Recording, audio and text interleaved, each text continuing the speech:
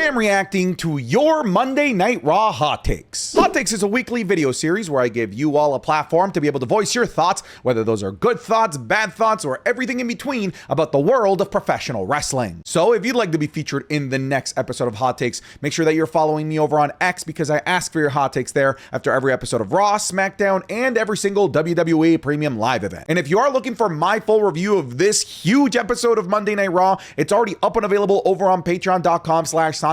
I went for nearly an hour using real footage so that you can see exactly what it is that I'm talking about. Over there, we also upload the Smackdown reviews, the PLE reviews, and so many other videos that we can never upload here. So go check it out. Link in the description, link in the pinned comment. As always, don't forget to subscribe to this channel, ring the bell for notifications. If you're a wrestling fan, I am incredibly confident that you are going to fall in love with this YouTube channel because we always upload daily wrestling content. All right, let's see what you guys sent in. Javon Evans versus Gunther could easily be the best match of the year. That's what a true dream match looks like. Oh, this is incredible. I am so confident that this is going to be an unbelievably good match. I actually love the fact that this is going to be Gunther's first match. In fact, I want all of Gunther's matches to be potential dream matches and unbelievably good matches because I think we all are expecting Gunther to win this tournament, and a lot of people are uninspired by the choice of having Gunther win this. So I think if WWE is dead set on having it be Gunther that wins this tournament, then at the very least what they can do is along the way allow him to have just match of the year after match of the year after match of the year and have it ended with a match of the decade against Ilya Dragunov so that everyone gets in line and falls in love with the idea of it being Gunther that wins this tournament. I can't wait for people to see really what Javon Evans is about. What people have been able to see on the main roster, the little bit that he's done on SmackDown, is nothing compared to what he's likely going to do alongside a guy like Gunther in Madison Square Garden. They're going to let these two guys just absolutely ball out. Be ready, like you said here, for a potential match of the year contender. History repeated itself. Don't you ever forget it. Dominic Mysterio, Rey Mysterio, whatever Mysterio is out there, John Cena es tu papá. I hope that the mystery opponent is actually someone that's a surprise or a big return and or debut and not someone that ends up being someone that's only been gone for a week or two. I'm very confident now that these surprises are gonna be a big deal. One of the concerns that I had about these surprise entrants was the same thing that you're listing here, that they were just gonna have Gunther be one of the surprise mystery opponents. But now that they've announced Gunther, which sure, it spoils the return of Gunther, but it now means that these mystery opponents are going to be crazy names. They are going to be actually shocking returns, actually shocking debuts, people who don't even work here. Now that Gunther has been removed from the equation as one of the possible mystery opponents, now the sky is the limit in terms of who these people could be. This not main eventing is an absolute war crime. This is history in the making, but I do not understand why this was not the main event of the show. Congrats to the GOAT. I actually think it played better not being the main event because it came off as a more genuine, unscripted surprise. Had this been the main event, I think all of us would have been expecting there's no way that they're just going to end with a John Cena promo. We were all going to be expecting somebody to come out and give us an impromptu John Cena match. But this opening the show allowed the shock of Dominic Mysterio to actually be that, an organic shock, which was great, especially considering there were so many rumors prior to this that this was going to happen. To have it open the show, I think was honestly the right call. On top of that, I didn't want to take away that moment from the women's tag team division. Listen, they've earned that main event spot. Let's be honest about something. WWE over the last couple of months hasn't been particularly great. The only consistently good thing over the last couple of months has been the US Open challenges and the women's tag team division. So in my opinion, they earned their main event spot, and I'm glad that they still got to main event on such a big show. These funny backstage segments of AJ and Dragon Lee trying to think of a tag team name makes me think that WWE is aware of the AJ Lee meme and may actually make that their tag team name. Now, they're definitely not going to make that their tag team name, but I think I'm with you. I do think that WWE is kind of being hilariously self-aware that everyone is just out there calling them AJ Lee. I do love these little interactions. I love just how weird their interactions are together. How Dragon Lee just refuses to stop talking about how he's the fuego and the fire that burns inside. I think that these segments are doing a great job at endearing us to the characters that are AJ I almost said AJ Lee, to the characters that are AJ Styles and Dragon Lee, because we know that they absolutely ball out in the ring. There is no question about that. It's about building them up outside of what happens in the ring, building up their character, building up their relationship with one another, that I think is what they're doing here, and I think they're doing a pretty solid job of it. Raquel Rodriguez was phenomenal against Stephanie Vaquer. Her heel work in the ring has massively improved in 2025. Raquel should 100% be in the conversation for the next main event heel in the women's division alongside Jade Cargill. Her 2026 could be something special. I have not a lot to say about this. I pretty much echo every single word that you said here. I agree. I think that Raquel Rodriguez has been on a bit of a renaissance run. If I were doing end of the year awards right now and I was awarding maybe like most improved WWE main roster member, I might give that to Raquel Rodriguez. She has been on her A game since the summer, having wonderful matches, just great chemistry with everybody, and just working big in the ring and feeling like a big scary presence. I think that she is absolutely due for a huge 2026, maybe 2027 if you really want to push it off even further. But Raquel Rodriguez has absolutely earned her keep on the main roster. I'm 28 now, but the child in me has been yearning for this interaction since the start of the retirement tour. So happy that I got to see my two favorite wrestlers from the past 20 plus years on screen together one last time. All right, raise your hand if you thought that Rey Mysterio was about to challenge John Cena for a match for that Intercontinental Championship later on in the night. Had that happened, I would have wanted Rey Mysterio to win because it would have been a perfect full circle moment for the bullshit that John Cena pulled on poor Rey Mysterio after winning the WWE Championship back in 2011. But yes, I'm so glad that we got this moment. I actually wish that we got more moments out of them. I actually think that Rey Mysterio would have been a great opponent during the John Cena heel run. Unfortunately, Rey Mysterio was injured and we weren't able to allow them to cross paths. But at the very least, we got this wonderful moment. Refusing to. Here we go. Oh, God, he barely made. Dude, there's a fire in the ring, dude. Currently in AAA. Oh, God! Oh, my God! That was a sneak peek of this week's Horror Week Wrestling is Cool Match Club, available exclusively over on patreon.com/SantiZap. This week, we're going to be looking at the hellacious Hell in a Cell match between Drew McIntyre and CM Punk. The 3 stages of Hell match between Stone Cold Steve Austin and Triple H. The infamous WCW Chamber of Horrors match from 1991. The barbed wire Christmas tree match from TNA. And the Undertaker and Kane in their famous 1999 Inferno match. You're going to be getting all of this, plus the Raw reviews, Smackdown reviews, the currently ongoing John Cena World Championship series, and all of the videos and series that we've already uploaded there over on patreon.com/SantiZap. So go check it out. Link in the description, link in the pinned comment. We obviously can't post this stuff here on YouTube because it would just get blocked due to copyright. So go check it out over there. I'm confident that if you try it even for just 1 month, that you are going to fall in love with the content and the community. If you're already a patron, thank you so much for your support. Now let's get you back to the video. Those that are complaining that Dominic Mysterio is buried make zero sense. In my opinion, that is one of the best ways to lose the title. They clearly see a lot in him to be the one in that moment and being one of Cena's final opponents. Dude, the people that are saying that Dominic Mysterio got buried because he lost his title here don't really know what a burial is upon losing a title. If you want a fantastic example of that, just have a look at what happened to Julia on the last episode of Friday Night Smackdown. This did not bury Dominic Mysterio. If anything, I think it elevated him. I think it proved to the world that Dominic Mysterio can hang not just in the main event scene, but be potentially like a pillar in the WWE. This guy did not feel out of place here, like Austin Theory felt out of place when he was going up against John Cena, like Solo Sikoa felt out of place when he was going up against John Cena.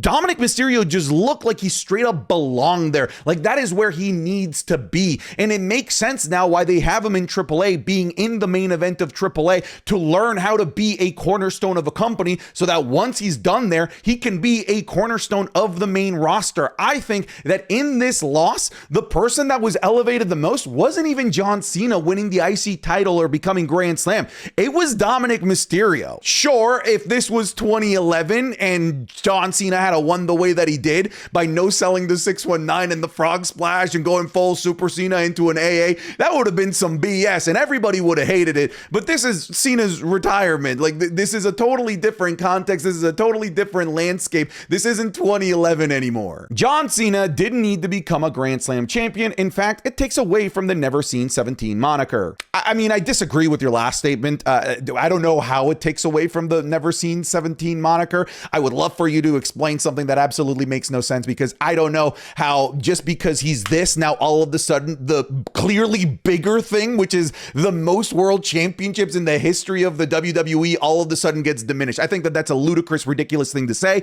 However, I actually agree with your first sentiment that John Cena didn't need to be the Grand Slam champion. I agree. I don't think that this was something that I needed as a fan for John Cena to have a great send-off in his final run in the WWE. I like that it happened. I think it's great. I'm going to enjoy it, but I was never of the camp that, oh man, if Cena doesn't win the IC title, this is a flop and they failed everything about John Cena's retirement tour. I was never in that camp, but now that it's happened, I'm glad that it did. I'm convinced WWE is tanking Smackdown ratings on purpose to use as leverage and move the show to a subscription-based service. There is no way Raw cooks like this, and Smackdown is just a disappointment. Listen, we go through this like in ebbs and flows. We go through months where SmackDown rocks and Monday Night Raw is absolute booty cheeks, and we're just on the opposite end of the spectrum right now. Right now, Raw's pretty good and SmackDown sucks. Raw has only been pretty good for like a couple of weeks, by the way. Let's not forget that both Raw and SmackDown there for like the better part of like after SummerSlam until pretty recently, both were kind of ass. I think Dominic versus Rey at Survivor Series didn't need the Intercontinental Championship on the line. Maybe put a stipulation like hair versus career. The show is in San Diego, so there needs to be something at stake here. Dom should still win though. Freddie, dog, you're overthinking it. You're right. This doesn't need the Intercontinental Championship, but Dom has 2 belts, or had 2 belts, and the other belt means way more to the legacy of Mysterios and to the legacy of Lucha Libre, the AAA Mega Campeonato. That's what this match needs to be for. It doesn't have to be hair. I don't want to see Dominic potentially lose his freaking hair. This should just be a potentially championship for career and make that just an iconic Lucha Libre match between, 2 guys with one of the most iconic last names in Lucha Libre. Though even Stevie Wonder could have seen this coming, it feels like the wrong episode to make it happen. Most people won't even remember that it did. After a drama-filled show with the title changes, War Games announcements, etc., they should have kept it for some other time. Okay, so I'm kind of in 2 camps. I kind of agree and I kind of disagree with you. I agree mostly because we had Madison Square Garden, like literally the next episode of Monday Night Raw, and it could have worked there. However, if you do it at Madison Square Garden and your intention is to run Stephanie Vaquer versus Nikki Bella at, say, Survivor Series War Games, then you're not really giving yourself a tremendous amount of runway to be able to build up to that match if that is the plan. But I think Madison Square Garden could have been a good venue to do it if it wasn't so close to Survivor Series War Games. The other thing that is worth talking about is, the fact that you're kind of right. It does kind of get muffled in the noise of everything else. But at this point, even though it's a super telegraphed heel turn, I'm just glad it happened, because the last time we had a super telegraphed heel turn, babyface turn, I should say, was Austin Theory, and they never did it. They never pulled the trigger. So I'm just happy that they pulled the trigger on this and we aren't just having to suffer with the coulda, woulda, shoulda of the whole thing like we have with Austin Theory and Grayson Waller. John Cena's retirement show being made up of NXT versus main roster exhibition matches is the perfect moves. It gives everyone tuning in for Cena a chance to see the future of the business. 1,000,000%. I think that the decision to do main roster versus NXT exhibition matches is brilliant for actually a couple of reasons. For the reason that you listed out here, it gives WWE main roster fans the ability to see the future, which is poetic considering we are seeing John Cena leave us, while also at the same time giving us an opportunity to allow the next generation to remind the world that the business is still going to be in great hands even when the GOAT John Cena leaves. But here's the other reason why it's kind of brilliant. Nothing else is going to matter that night. The only thing that's going to matter in terms of story, in terms of narrative, in terms of what you're going to get emotionally invested into is John Cena's retirement match. So this is not the place to do championship matches. This isn't the place to run Damen Priest versus Aleister Black for the 17,000th time. This is not where you pay off feud storylines or advance anything, because none of those things will matter. Nobody will be paying attention to those things. People will only be paying attention to the Cena retirement match. So let's pad out the show with just great wrestling, with great matches, with a great glimpse at the future. I think these exhibition matches specifically for the show are a genius idea. Lash getting into War Games is a great booking decision. She's an amazing worker, and I think that she deserves it. She teaming up with Nia and them being in the War Games was so unpredictable, yet an amazing decision. Look, I'm a big fan of Lash Legend. I think it's cool that she's getting this huge vote of confidence right off the bat upon her call-up to be immediately inserted into a War Games PLE match, getting put in against some of the biggest names in the entire industry. This is obviously great for Lash Legend.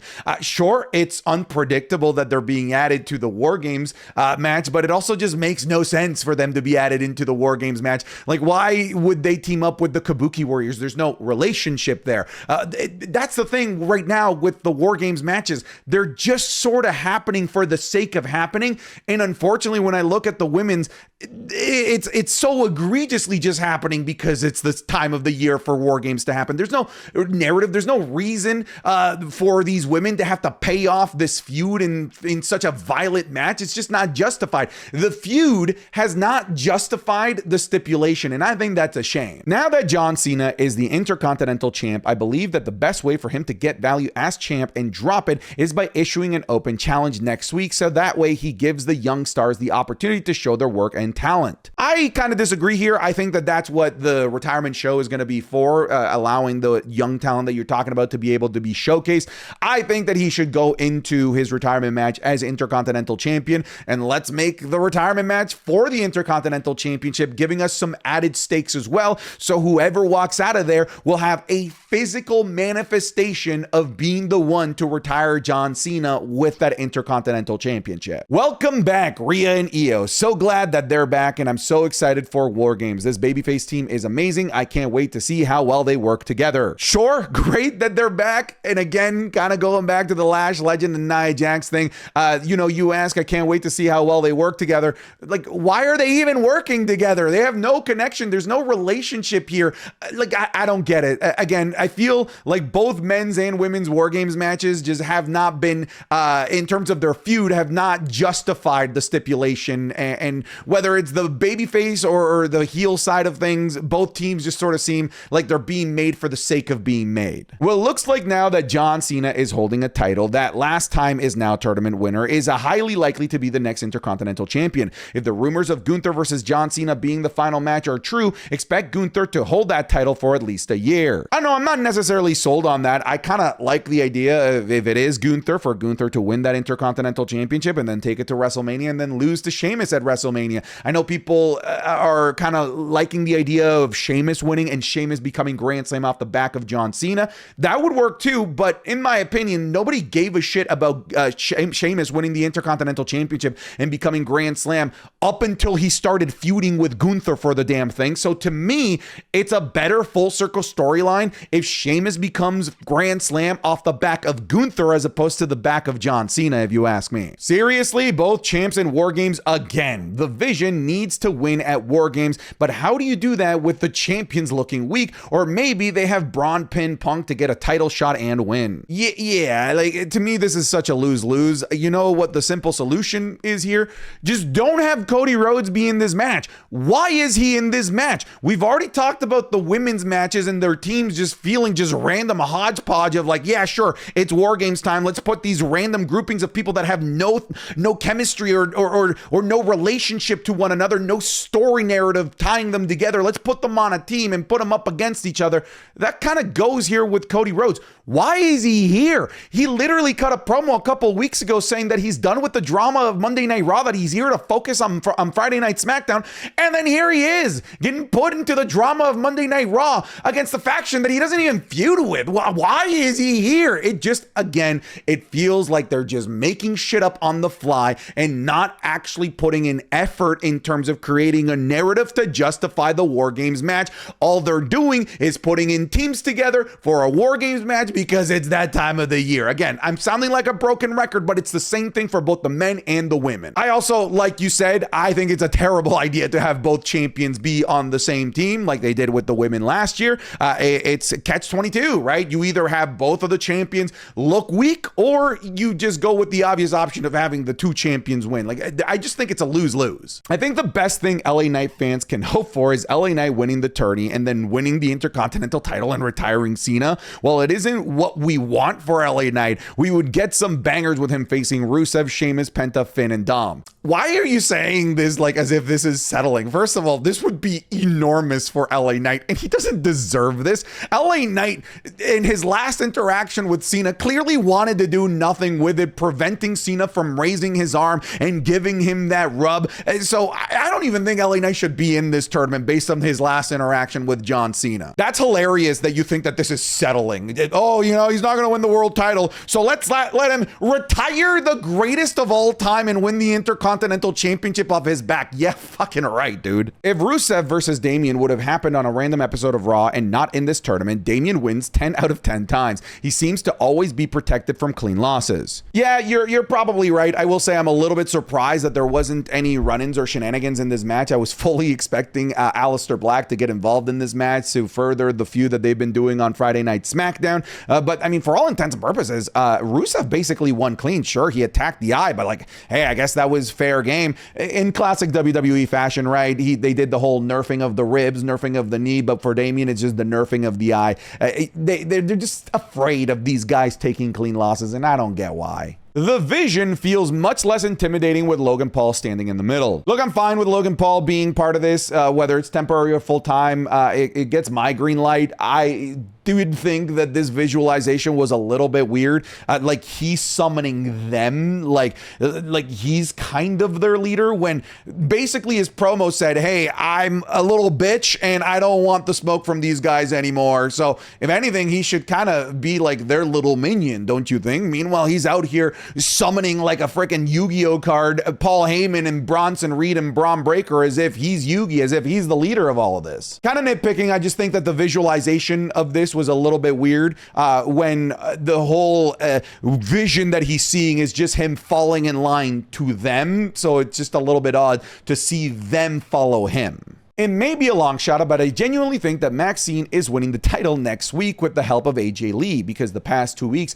all Becky has said is Maxxine stands no chance against her, and it's obvious from past and now Becky likes Maxxine and is probably influencing this. Listen, it is Madison Square Garden. WWE loves to create the big headlines at the biggest shows in the most famous arenas, so I wouldn't be surprised if they pull the trigger on this. Like you said, it is a long shot, but I do see at the very minimum the return of AJ Lee happening here. But if AJ Lee does return, wouldn't you want AJ Lee versus Becky Lynch to be for the Intercontinental Championship? That's what I personally want. So because of that, as much as I like Maxxine's little Cinderella run that she's had here, I don't want her to win the title off of Becky Lynch. So LA Knight spends 6 months jobbing out to the Vision just to be left off of War Games to prop up Cody, who doesn't need to be there, Roman, who will inevitably return next week, and the Usos. Make it make sense. Look, there is no making it make sense.